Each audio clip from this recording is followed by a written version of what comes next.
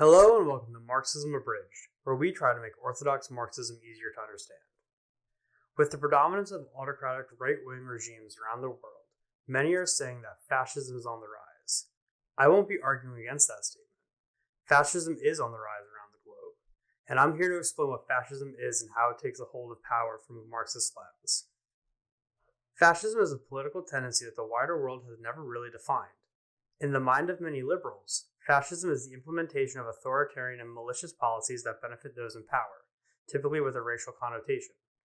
The regimes of Mussolini, Hitler, Franco, and others instantly come to mind when thinking of fascists, but their understanding of fascist policies is usually muddy at best.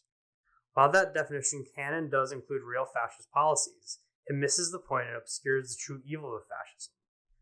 Not only is the usage of the word irrelevant to the actual structures of fascism, this definition actively helps fascists in their ability to recruit and grow their movements. Let's first define fascism in its most basic sense. Fascism, in an orthodox Marxist perspective, is the natural path of capitalist society. Marxists believe that fascism is when the national bourgeoisie consolidates power and takes full control of markets and workers of a state. The national bourgeoisie are the owners of a majority of a single country's industry. While this may seem vague, it's quite easy to understand once broken down. Let's first examine how the national bourgeoisie takes control of power. The nature of the bourgeoisie is that its members make their living by exploiting the working class. Their gains inherently come at a loss for those beneath them, as under capitalism, profits are, in essence, the value of a worker's labor minus their wages. Therefore, one of the only ways it can take power, especially in democratic nations, is through lies. The national bourgeoisie constructs a narrative that an outside enemy is preparing to take advantage of the petit bourgeois and proletarian elements of a country. There is no single way to do this, as scapegoats are entirely ad hoc to the situation. In the past, however, the Nazi Party, which was supported by many corporations such as Krupp, Bayer, Audi, Porsche, and what is now known as ExxonMobil, was able to convince the petit bourgeois that their livelihoods were being threatened by non-Germans, specifically Jews.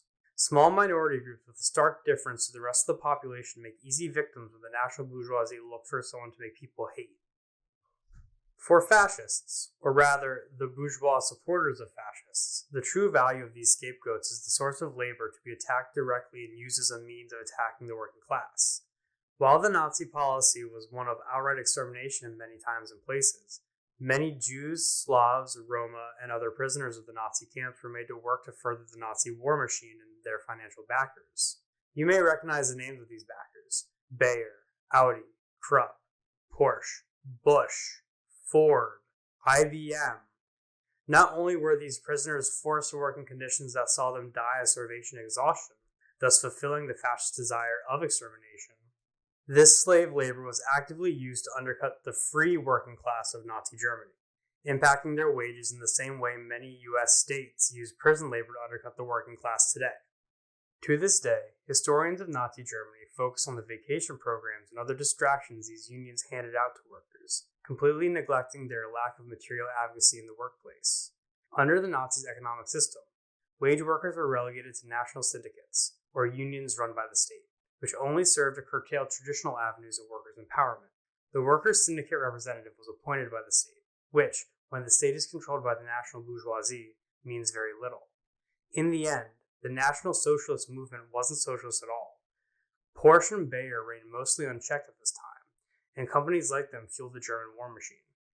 When the Third Reich was first gaining traction, the Nazi Party utilized their connections with the largest companies in Germany to create a military-industrial complex. This network of German businesses swallowed up parts of the German economy they did not already own, leaving no room for other actors to enter.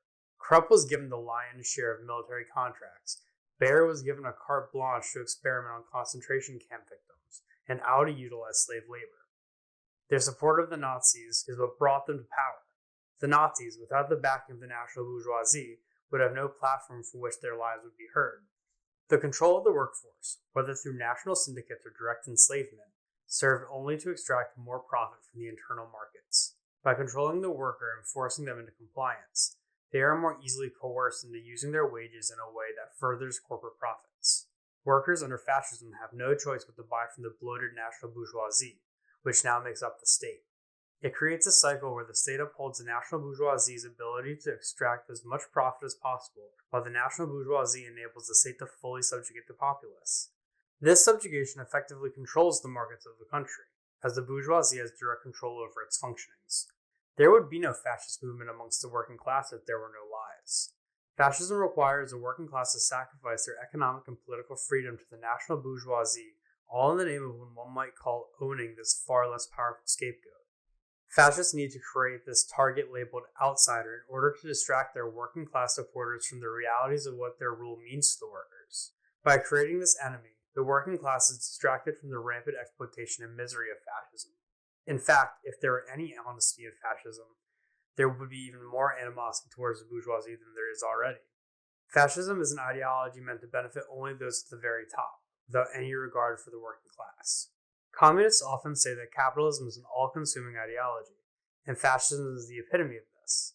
The fascist mode of production is no different from the capitalist mode of production, in essence.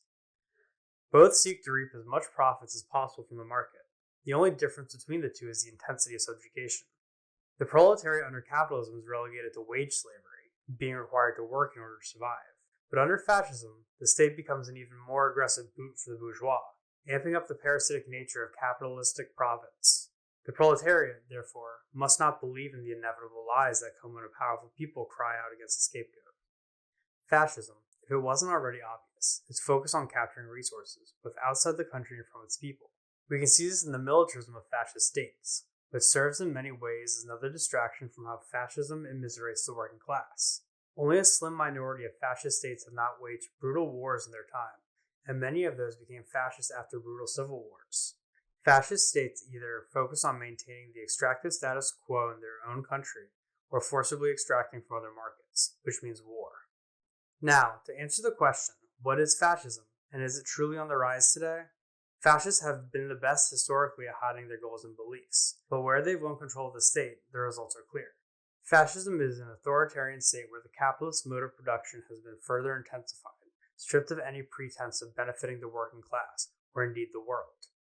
What happened in Germany, and what is happening today in the United States, is the complete takeover of the apparatus of the state, which normally helps the bourgeoisie to manage capitalism towards the unlimited enrichment of the bourgeoisie. Fascism is indeed the highest state of capitalism, the end state of limitless corporate greed draining all the wealth it can from the working class. But as we have seen in many cases, there is always a point in history where the working class reaches a limit on how much they will be exploited. This has been Marxism Abridged. Thank you for listening.